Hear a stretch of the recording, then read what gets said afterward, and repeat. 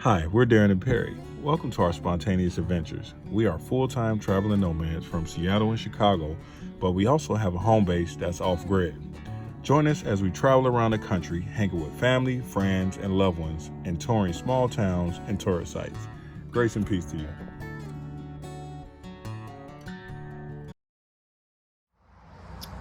Hey, greetings everybody. So, on this episode, we were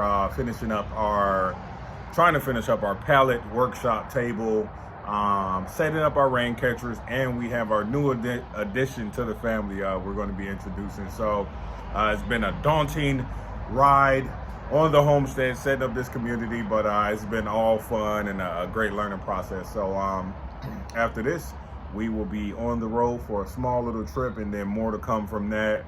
And even more on the homestead. It's just been beautiful setting up the off-grid homestead. So more to come. Check it out. We love you guys and talk to you soon. Enjoy. Perry just got home.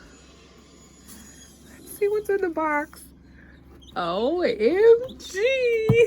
Look at the little baby chickens. Oh my goodness. Going around Christmas. Oh my gosh, we have chickens. We're officially farmers. Farmers. Nani, you want to see what's in there? Look. Look at his birds. Chickens. They're chickens. They go bok, bok, bok. Bok, bok, bok. A chicken is a bird. Bird. Look at, they're nice. Bok, bok, bok. Chicken. See? There you go. Yeah, go pet him. You want to pet? See? You want to pet him?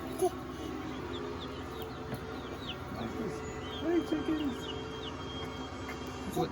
He's distracted by Home Alone. Look at Nana. Pet the chicken. You want to pet him?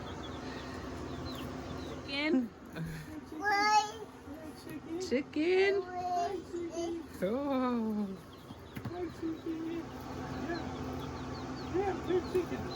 Oh, there you go. Good job, Tuna.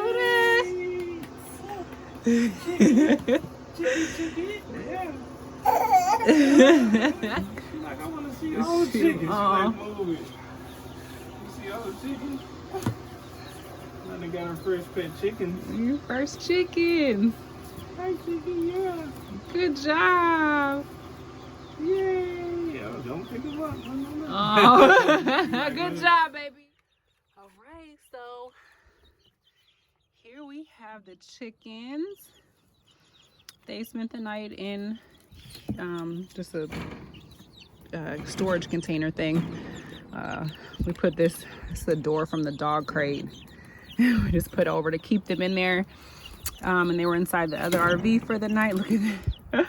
So, yeah, I'm about to change out their water because it's disgusting. Kind of can't see, it's about brown down in there now. I'm actually gonna change out their food also. I think that bag of food that was left here was like pretty old. So I got them some good food. I think that was like for growing chickens. And I have Becca right here, who's kind of just hanging out. So I'll get her acclimated. She's really good. I'm not really worried about her. Peter's the one we'll have to kind of train and let him get acclimated to the chickens being around. So we'll see how Becca reacts to them. So Becca is actually really good. She's not even really too interested in them. I think she's just a good dog. She's a mix between a red heeler and blue heeler. And they're just known for being good farm dogs. They're like sheep herders too, so she's good. You see Becca? She's really good. You see the chickens? Yeah. Oh, don't try to peck at me. There we go. So she's pretty good. Yeah. They're our friends. They're gonna give us eggs, so don't eat them. She's like, what? Yeah.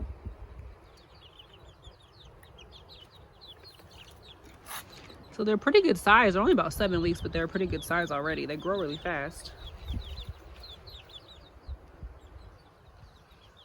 Hey, it's another gorgeous day out here in Tennessee on the land, and got a little Tractor Supply haul. You know, I let my shadow get in the way. Got a weed eater, weed whacker, to help get down. As you can see, some of those tall, I don't even know what they are, grassy, weedy branches, and there's just all kind of stuff, you know, around the trees and everything, so we can just help.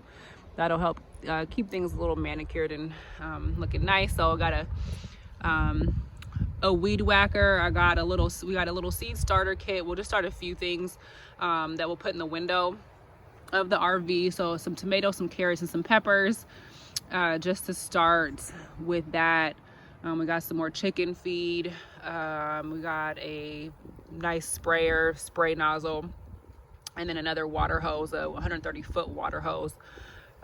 We need a lot of length because we'll have to get the hose a decent distance. The raised beds will be a decent distance from the water spigot for the well, but with the hoses we can tie them together, and then they can reach to get the garden watered once we get that set up. So yeah, and actually have some more supplies we'll probably pick up tomorrow as well. Okay, let's meet some of the chickens. So we have one, 4 of them I can't tell apart, so don't try to nip at me. Hello, little baby. The 4 look the same. This is the Plymouth Rock hens that have this like kind of black and white coat. So there's 4 of those, and they look pretty similar. I can't tell them apart yet. And actually, I think there's 2 other breeds. Don't be trying to bite on me. Here you go. She's getting big. She is bigger, not their paws, feet. So one white, and she's the only one like this. I need to look to see. I forget what the other 2 kinds were. So say hello to everybody. Hey. And then there's a gray one who kind of looks smaller than the rest of them. The white one, she was pretty big. Here we go. And then here's a little gray one, and she's like the smallest. She's like the little runt of the crew. Hello, and that's a different kind of chicken. Say hi to the camera. Hey, hey. What should we name you? Yeah, the 4 that are the same kind, they all look pretty similar. I don't know how to tell them apart. It's gonna take a while to learn all of that. But here we go. You want to get back in there? So we'll let them hopefully get used to all of us in selfie mode. So they're all down in there hanging out. I might take them over to the coop, maybe to let them get acclimated to that, although I don't know if that's a good idea, so maybe I won't. I really don't know what I'm doing. I'm figuring out as I go. All right. So we are working on this table that we're going to make out of pallets, and it's a few different ways to do it. We can extend it to make it longer, deeper, and things like that, but I kind of have an idea on what we want to do, and basically going to take these 3 pallets like that, and then you can even remove this pallet and then put another pallet on the back end to make it longer, then bring it in. So I am about to skill saw this part, and these are the pallets that we took off to kind of make a strong foundation, a base for the table, and then I'm going to skill saw this piece of plywood over this so we have a hard surface. So stay tuned.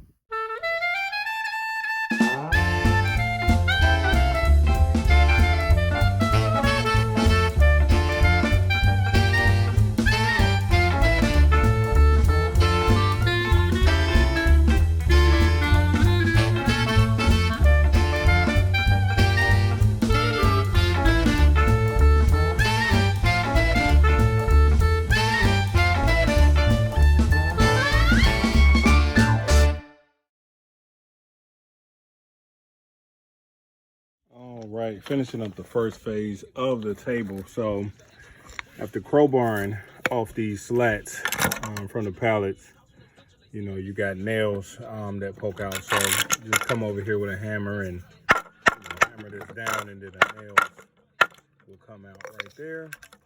And I've been taking them over here and nailing them in, reusing the nails, and also some screws. I had some screws left over, so just to brace it, and then now you have a sturdy platform. So this is going to be a piece of work. We're going to fill in some of the gaps on the outside, maybe even stain it a particular color, put plywood on the inside, reusing free pallets to build a work table and saving a couple $100. All right, family, here is an update after a couple days of working on the workshop's table, or our makeshift workshop that we needed. But anyway, sand this down so nobody can get cut. Put the slats here, stain it after sanding it down, and then we're going to put some plywood on the inside to kind of close it off.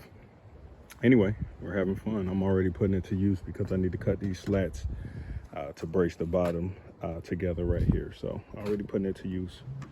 All praises to the Most High. It's pretty doggone big. The gorilla cart is Big enough for the gorillas. Hop in. Yeah, let me hop in this cart. Let me check the weight limit. So, Oh, it fits. I can get rides around this as long as it don't tip over backwards. Nobody can pull you. That's the problem.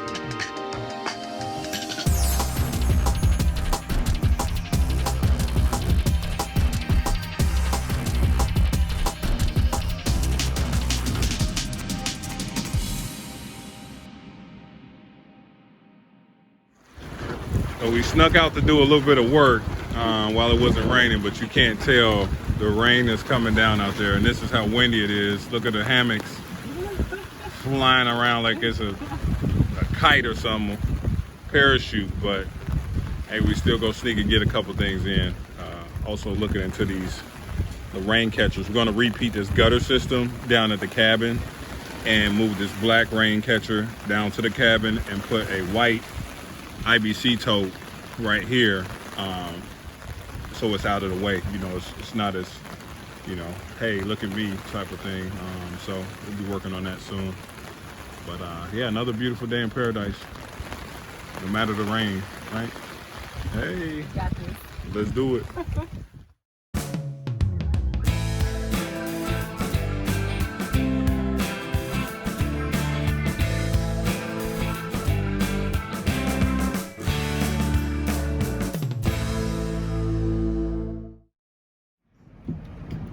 Somebody come get my husband, who is out here in pouring down rain, trying to make sure things are set up, that the rain catcher that is hooked up to our RV is working okay. He's analyzing it right here is what it looks like. And then he just pulled the other big rain catcher over, I think, to the other side of the chicken coop, which you can't see. And it's pouring down rain and it's soaking wet. And apparently everything's going well. This guy. Okay, he got the other one hooked up. Oh, he never stops. All right, family. So today we set up this catcher and we were already able to get about, I would say, 30 to 50 gallons of free rain. And this was only like for an hour or so. So we are going to have fun filling up this 300-gallon tote with water that we can use. And then we were able to set up another one over here where we are. So this one over here was the one that was on the land. This one is about 100 gallons or so. So the gutter system right here had the piping going down into this one. This one always stays full and we need more capacity. So I was like, hey, let's move our other IBC tote over here and get another 300 gallons of water. So we started on this today. As you probably seen in the last video, I was able to sneak out and we got a few gallons of water right there. So all praises to the Most High. Shoot, we might add another one. Who knows? Who knows? The Father's good. That's what I do know. He providing us good rain. So all praises. Okay, so still learning all the way how this well works. This is one of our big generators that was left here by the previous owners. All praises to the Most High for that. It's 6,500 watt generator, so it has a lot of power. This is part of the well system here, over there, and this is one of 2 spigots. The other spigot is down, oh, can't see, way down by the cabin.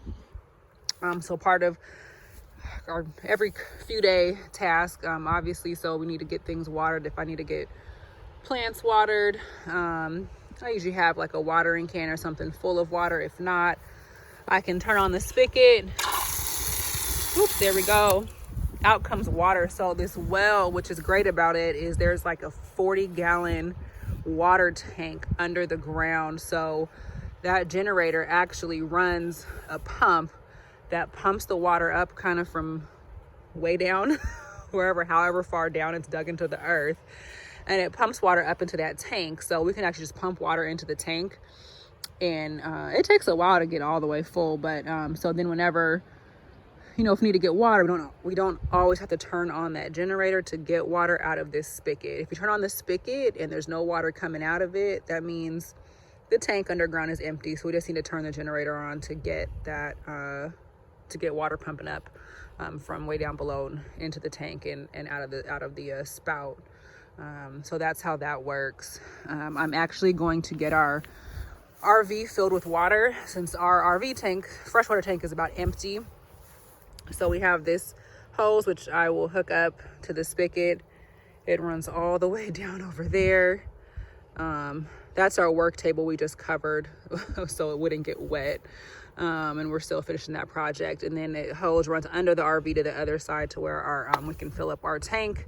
So I just have the other end of the spout into our tank, and so I can turn on this, and then we can get water. I also will probably fill up a watering can and another water jug, so we just have extra jugs of water lying around for when we need it, especially for giving the chickens water, which I need to do because their water is already dirty. So that's how that goes. Okay, so all praises. The other day I was able to get a bigger water feeder water for the chickens. So this is a 3-gallon one, bigger than the one we have. So we can have this in addition to the other one. So it can last them a lot longer for their water. It still kind of needs to be cleaned out in that red area because they kick up hay and poop and whatever in there. So but this is nice, so we can go a little bit longer without having to change out their water. And a nice giant big bag of chicken feed that has all the nutrients and protein and goodness our little chicks need to keep on growing. So all praise to the Most High for that. Let's go check on the chickens. Say hey, Nana. Nana. Nani, hey. Say hello. Just fed the chickens. We have them in the coop, but still in a cage. It's gray outside, but it actually feels really good. It's like in the 50s, so it's kind of actually nice weather to be out meandering about, getting a few things done. Oh no, that's dog poop. Let's not play with that. No, ma'am. Let's go look at chickens. You want to look at chickens? Let's go look at chickens. Let's go look at some chickens. So we have them in here for the night because, in the coop, because it didn't get down that cold last night. Okay, so checking on the chickens. We opened up the cage this morning to let them, Becca, be good. We have Becca right here. She's curious, so working on training her. The chickens are our friends. We don't eat them, at least not yet. There they go, getting big. So they are kind of wandering around in here. I need to actually refill their food. They also have this big, huge feeder right here, which I will probably get filled up as well with food. So they'll have plenty. Probably lay a little bit more hay down on here for them. Blocked off the little door to go out to the chicken run, so they stay in here until we cover the chicken run with some fencing just to protect them from predators. So looks like they're enjoying it. They have more space to play. Temperatures are a little bit warmer, haven't dropped below 30 the past few days, so it's nice we can keep them in here. Hopefully we can keep them in here from here on out as it's warming up. Hey, chickies. Hey, Chickie. You wanna be my friend? Why you looking all crazy like that, bro? You finna buck up on the camera? Who you talking to? Look like Michelle, y'all. Come here.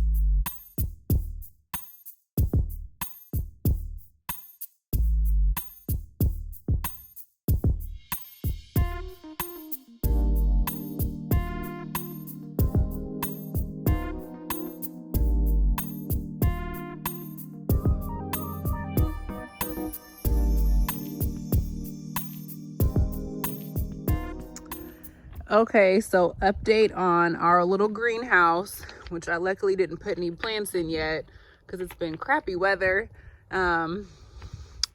Temporarily kind of staked it down. There's a stake. There's a stake, and there was another stake that I thought we had pretty good in here in the ground, plus some big rocks on the bottom shelves to help hold it down secure because we had a lot of rain and thunder and wind the last couple days. So a lot stronger wind than I anticipated. And it blew the greenhouse over, like I think all the way up there. So shelves came off. I actually need to put some stuff together. Luckily, no actual pieces broke, but I'm gonna get this like super duper. I didn't get it all the way staked down as much as, you know, we would because I wasn't sure like where the final resting place of this greenhouse is going to be. So putting it there was just kind of temporary for now, although it could work to leave it there because we get a lot of sun here. So just another day on the refuge as I figure out getting this thing staked down a little bit better, and then to make sure it's secure and we can get some plants, little starters going in there. Grace and peace, fam. Well, our rain catcher, after 2 or 3 days of rain, we have almost 300 gallons of water. And actually, we got over 300 gallons. This is the 300 gallon mark. And we filled this bad boy up. So that's 275 to 300. So I would say probably 330 gallons of water after 2 or 3 days of rain catching. Or rain harvesting, as they say. So this simple one gutter system got us 330 gallons of water. Once again, to filter, drink, shower, give to the animals, and also water our garden. And on the other side, we don't have a rain catcher, but we need to get one.